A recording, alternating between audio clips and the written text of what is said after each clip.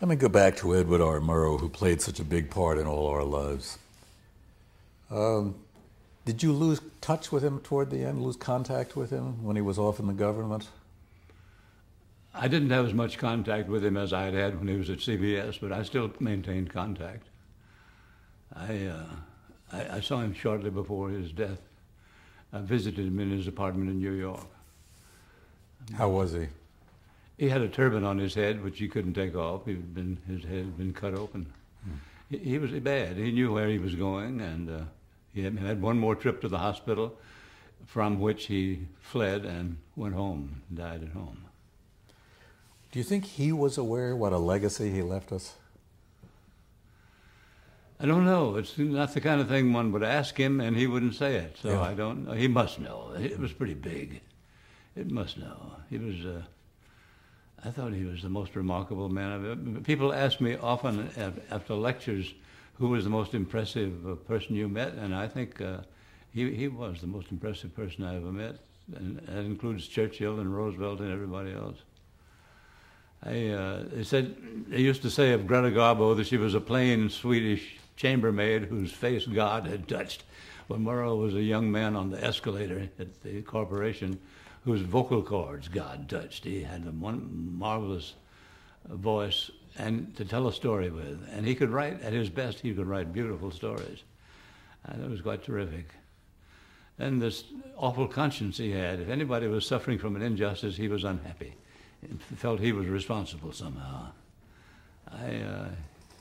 He was a great benefactor to me and a very impressive man, as he was, I guess, to all of us. There's a lot of argument over whether he shaped broadcast news or whether he just went along with it. I couldn't answer that. I don't know whether he did or not. He certainly had an effect on everybody I met. For a long time, I think until the age of David Brinkley, everybody was unconsciously imitating Ed Murrow, the voice of doom. And Brinkley, I think, changed that pattern for a while. Totally different kind of delivery. Yeah. I guess he had a big influence.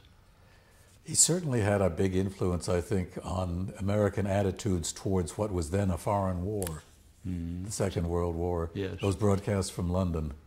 Oh, they're just incredible. I'm reading a book now by William Manchester, which is a kind of a history of America from the Depression to Watergate. And in that, he quotes the whole of one of Murrow's broadcasts during the Blitz in London. And it is superb. It was all ad-libbed. It's just simply superb. He tells you what to watch for next. He tells you when he sees a flash, he said, wait, hold, and you'll hear it in just a moment, and you heard it. It's a magnificent description of a town under bombardment. Ad-libbing is a really special art. Were you an ad-libber? Could you ad-lib a good piece? Not very good, no. Did you ever have to? Yes, an awful lot. I covered all the conventions for ABC. I was the anchorman for almost all of them. And I did an awful lot of ad-libbing, but I don't think it's one of my strengths. Actually, I don't think television is one of my strengths. I think I was meant to be a writer, a writing man. I don't know. Whatever makes you think that you were not an important character for your manner, your style, your gentleness? Everybody else simply sounds better to me. Well, that I'll argue with you later. The next thing I think about when I think about the life and times of Howard K. Smith is the Vietnam War and your son. My son, by the way, just received the Bronze Star from the Army for bravery in that war. That took a while. It took a while, yeah. I've been right on many things, but I've been wrong on many things. I was wrong, for example, on the Truman Doctrine. I thought that was a big mistake. I think I was terribly wrong. I think it was a very good idea.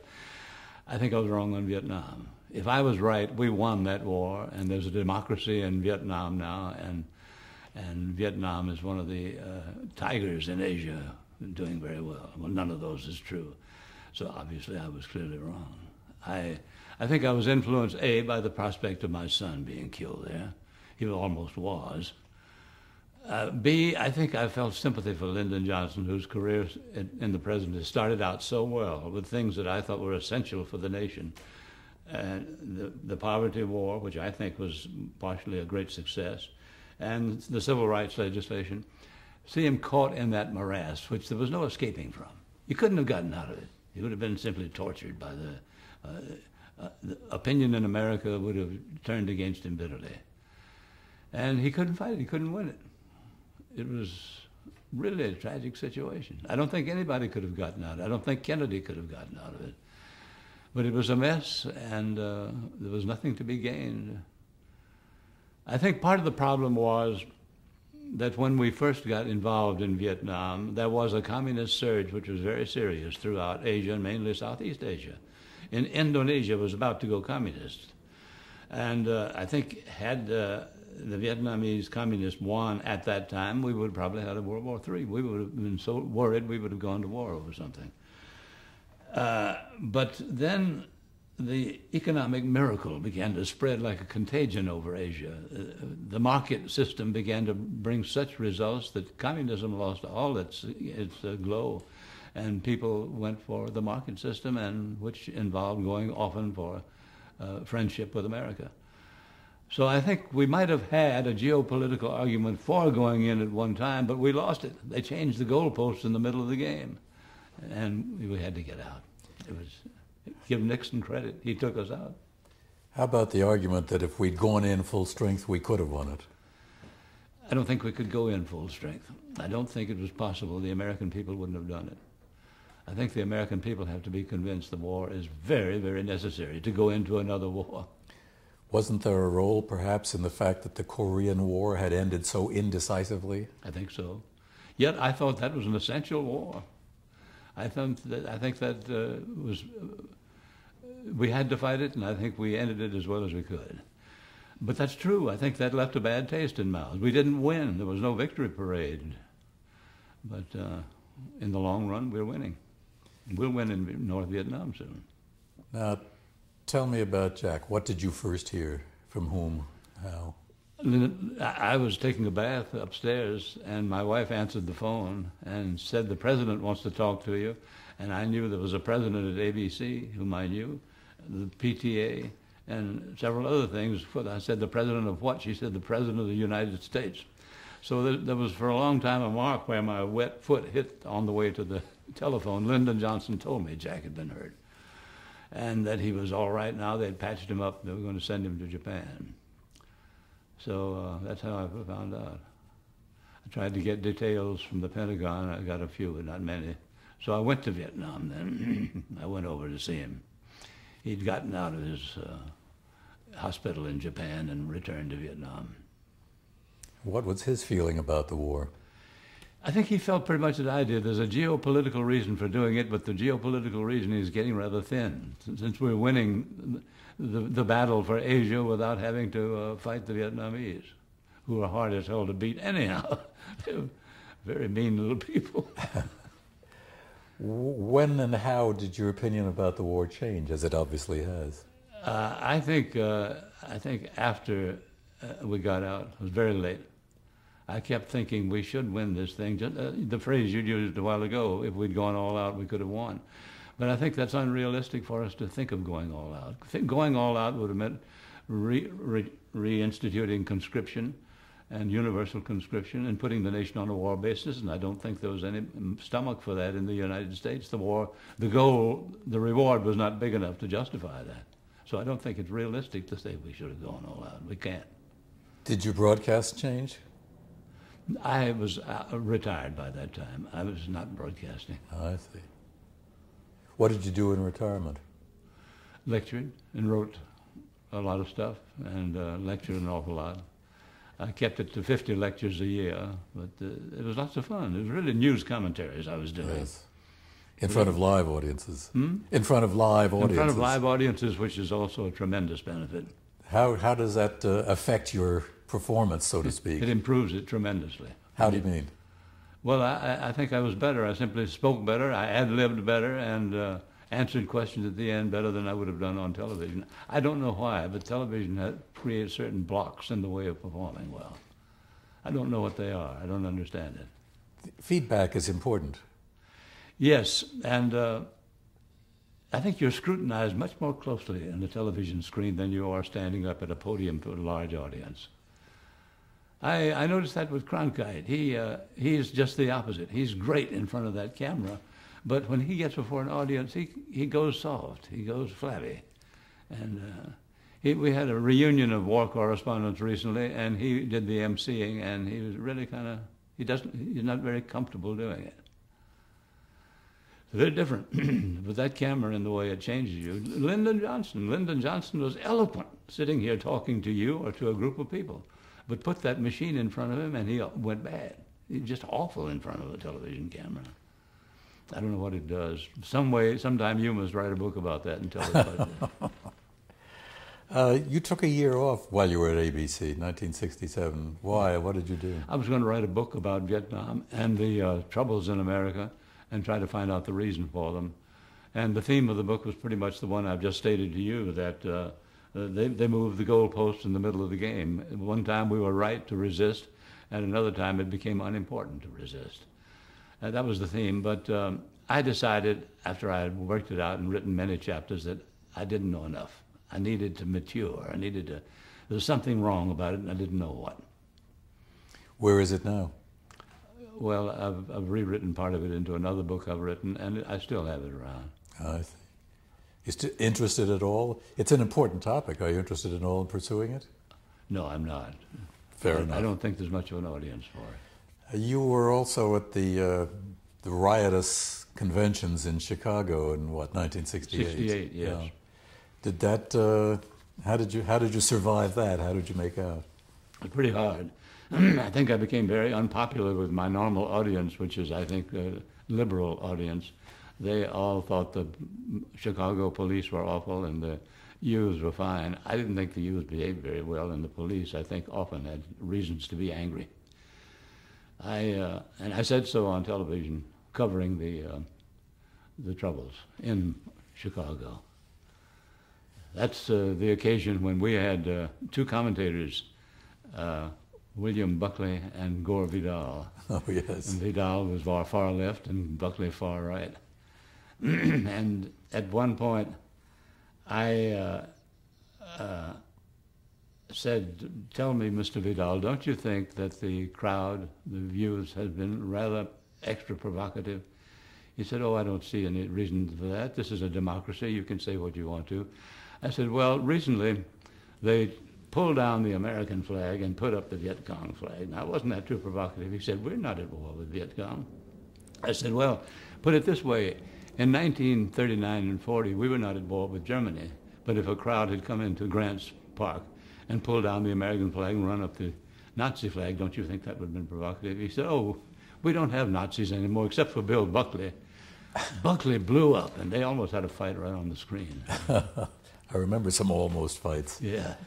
What was it like working with these people? Did you have to temper your usual style working with them? No, I got along very well. It's lots of fun being the anchor man when you have a lot of help like that. You get an awful lot of help. And you're in charge. And if you haven't completed a thought and somebody says in your ear, turn to something else, you can say, "To hell with you." Yes. But not you don't on have the to say air. it. So I rather liked it. Do you think the presence of television had an impact on the riotous acts? I mean, I remember the slogan of the kids, "The whole world is watching." Yeah, I'm sure it did. For days before that in Chicago, the yuppies, what was they called? Yippies or something like that. Yuppies. They performed in front of cameras because the cameras were there. Once later in Thailand, there was a student riot, and the Thai boy came over to us and said, "Are we as good as those in America rioting?" It really affected the behavior. There'd been from time to time, I don't know whether you encountered them or not, directives from executives of broadcast news that if you see a crowd developing, you should put the camera away and try not to be conspicuous so as not to provoke something. What is your feeling about that whole problem? Does the camera we know does sometimes provoke things. So what should be done? Yeah, I don't know. I don't have answers to these problems. I don't know what you do. I would try not to be provocative, but I'm afraid the camera is provocative when people are head up, and being on television has a certain thrill to a lot of people. We hid our camera in Birmingham, but that's because we thought the Klansmen were going to beat us up and destroy our equipment. but it wasn't for provocation. I don't know the answer. I don't know how you behave. You do your best, and that's all I can suggest. You use your cameras when you have to use them, and you try not to display them in a way that attracts more attention than is normal. How did you like working at ABC with a co-anchor? First, Frank Reynolds. I think Frank Reynolds was a joy to work with. Harry Reasoner was less one. But I don't like co-anchoring. I think co-anchoring has a place in a city's a local station when you have a racial situation that it soothes. You can have a black and a white anchor person, but and a male and a female. Yes, that solves two problems.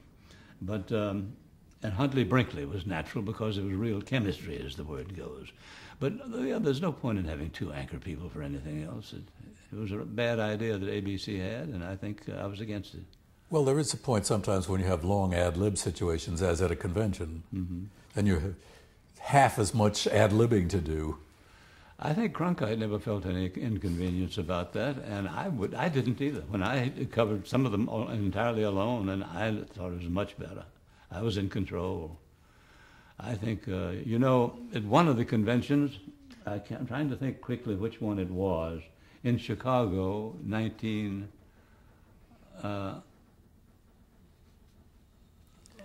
forget which one it was. Huntley Brinkley were at last beating the hell out of CBS. Yes. So we had Cronkite in his patented anchor situation there. And they just, John Day and Sig Mickelson decided we had to throw in more weight than that to try and catch up with Huntley Brinkley. So they put Murrow in. You had to tear out a lot of the junk that Cronkite put in to get Murrow in. Then they decided that's not good enough. Let's have Smith and Severide in too. So all four of us were in this desk made for one, trying to catch up with Huntley Brinkley. It was a mess, and it didn't work at all. It would have been much better if we just stuck with Cronkite. For a while, they experimented, as I recall, perhaps at that same convention with Trout and Roger Mudd. Mm-hmm. They tried all kinds of combinations. Yeah. I really am for one anchor person. You can take all the blame. Yeah, all the blame. Do you remember who was a particularly important producer to you during that period when you were working with Frank or with Yes, Av Weston, who was a kind of an office boy at CBS for a long time and then began to work with Friendly. He worked with me on the Population Explosion documentary. Av Weston, and previous to that we had another man, I forget, but Weston was the good one. Yeah. Any directors who were important to you? People forget about directors and what they do. I thought we had an excellent director for my news and comment program. Jack Samuth was his name, and he's outstanding. But as you say, people don't notice directors. Were you totally free to come do your commentary on anything you wanted to during that period? And I chose it every week. Nobody ever remonstrated with you? No. I think my choices were good. I think they agreed they were. Well, that doesn't necessarily prevent remonstration. It sure doesn't. Now, in '71, you got to interview President Richard Nixon. How did that come about? Well, Nixon was feeling bullish. He was doing well. So he had the presidents of the three networks. Just let me set the time. This was after re-election and before Watergate came into the news? Yes, before it was in his first term. And he said to the presidents of the three networks, I'm going to give each of you an hour. You decide what you want to do with it. Now we start with ABC alphabetically. And Goldenson said, we'll have Smith do it. And that's how I did it. The next one was Chancellor, and the next one was Rather. Tell me about it. How did it go? It was all right. Were you pleased? Did you think it was successful, so to speak? Yeah, I think it was successful, but only all right. Somehow it didn't catch fire. It was all right. Did he answer adequately? Yeah. Mm-hmm. No, if there's any fault, it was mine. I was going to say, the other question is, did you question adequately? I don't think I did. I don't know why.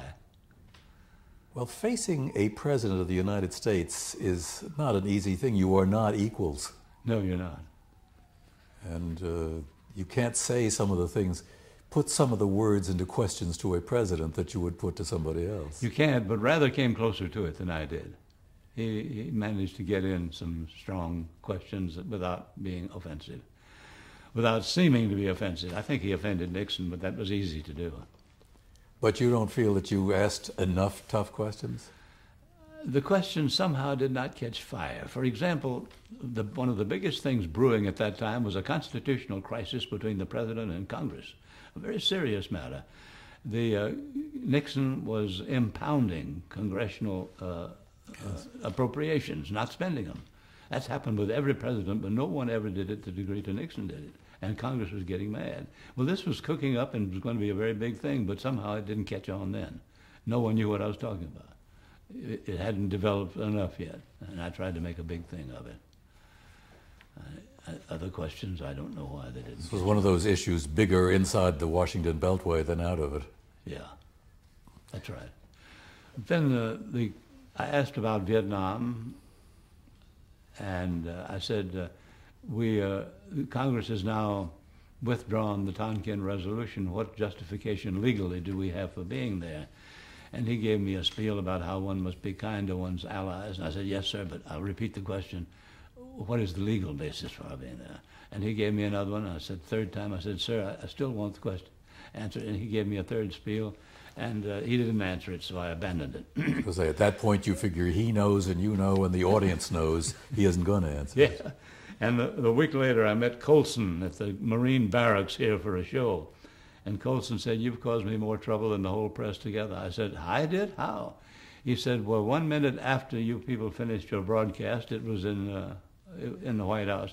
He was on the phone to me at home, and he said, what the hell is the legal basis for our being in Vietnam? I said, well, you should have answers for that. So they got an answer and gave it to me in writing. When you left ABC News, did you know what you wanted to do? Or was it just a negative thing? I don't want to work with the evening news anymore. Well, I knew I didn't have a future there anymore. A new administration had come in. For some reason, they had it in for me.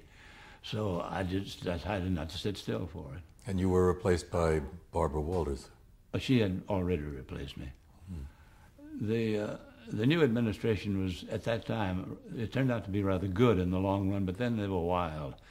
They were trying to find an anchor man for the evening news. So they put all the anchor candidates they had on at the same time, every night. They had Reasoner would open it and introduce somebody, then Barbara would appear and introduce somebody, then Reynolds would appear, then I would appear, then Jennings would appear. After a few weeks of that, I went to this man, the new boss, Arledge, and I said, can you leave me out? He said, sure. Well, I happened to make a lecture at the University of Kansas a few days later, and someone said in the question period, what do you think of the new format? I said, well, it's a Punch and Judy show. I didn't realize there was a wire service man there, and he put that on the wire. Arledge never forgave me for that. So our relations were not going to be good, and I didn't know how we'd make them better. I pulled out. I was 65 anyhow. Young. Yeah, now young. But so what did you do? I went out and I did a little work for public television, and I began lecturing on a big scale and did very well at it. Then the League of Women Voters got the franchise for all the presidential debates in 1980, and they hired me to do them all. So that was fulfilling. And you did some documentaries for public broadcasting. Yes. One I'm not very satisfied with. A series called Every 4 Years, the story of the change in the presidency. But I didn't get along with the producer, and that's very important. You've got to. Yes. You wrote it, though, and narrated it. He gave it to me, his version, and it just was illiterate. So I said, give me 3 days. And I came and locked myself up here and wrote the whole thing. Did you enjoy moderating the presidential debates? They were kind of limited in where you could go and what you could do, but was it enjoyable? Yeah. You really feel that the world is watching, that you're really right in here in the arena with a very important decision is to be made. You know it's to be made. Carter and Reagan had been like that, but with that debate, Reagan soared. Actually, Kennedy and Nixon had been like that too, and with that debate, Kennedy pulled ahead. So the debates were important. You felt the importance of them. What did you take in with you? Did you take a sheaf of notes or a single page, or how did you prepare? Well, I wasn't allowed to ask questions In the Carter-Reagan debate, I was. In the Kennedy-Nixon one, I was not. There were 3 or 4 men, reporters, who asked the questions. I simply had a sketch which one came next and which one next. That's all I did. I did very little. I really directed traffic, nothing more. Yeah, which is important. But in the Carter-Reagan, I asked questions then. Now, what did you prepare? Did you have, as I say, a sheet of paper or sheaf of notes, or what did you do? Yeah, I had about 3 or 4 questions that I wanted to ask. Written or just in your head? Well, they were in my head after having been written. My way of doing a lecture is to write it out with great care and then read it over several times, the last time just before you deliver it, and then throw it away. And the result is there's spontaneity to it, and it's very good. It's much improves the quality of the debate. And in that case, too, I did it. I wrote out my questions very carefully, then threw them away. Did you get to ask all that you had prepared ahead of time? No, just 2 of them. It was they took their time answering. Were there surprises? I don't think so, no. I was surprised that Carter was so rigid and so tense, and that Reagan was so easygoing. Reagan simply walked away with that debate simply by being an actor, a good, clever actor. Did you have to make any allowance for Reagan's deafness? No. Whatever he needed to do, he had done. He'd had practice with that. He had an earpiece that could augment the sound. Do you still lecture? No, I try not to because I've had enough. I did my recent one in Tulane University. There was a convocation there in my old university, and I lectured there. What do you lecture about? Well, this was the 20th century. What happened in the 20th century? And this was a lecture on the 20th century, which is a fascinating century. And before that, when you were lecturing regularly, what was your subject? Whatever or did the they news provide was, the budget, for example, for a long time, the budget, and productivity of American industry tied into politics. I think they were rather interesting, but they were generally tied to the news going on at that time. You already have your audience built in when you touch on something that's already in the papers. Stop there.